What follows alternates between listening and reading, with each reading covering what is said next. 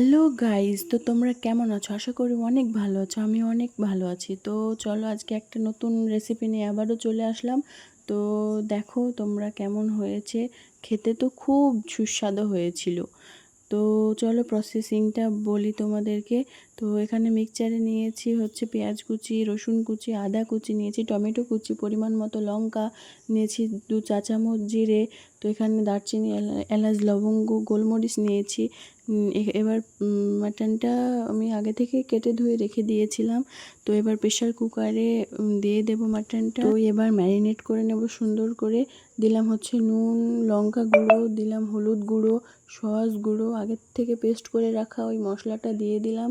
দিয়ে সরিষার তেল দিলাম, পেঁয়াজ কুচি দিয়ে সুন্দর করে ম্যারিনেট করে পরিমাণ মতো জল দিয়ে আমি উনুনে বসিয়ে দেব।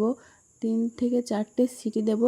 দিয়ে অল্প আঁচে হাঁড়িতে আস্তে আস্তে আমি বসিয়ে রাখবো কিছু সময়ের জন্য। তো মাটন রান্না রেডি। তো দেখা হচ্ছে নেক্সট কোনো ভিডিওতে। ভালো লাগলে লাইক, কমেন্ট, শেয়ার অ্যান্ড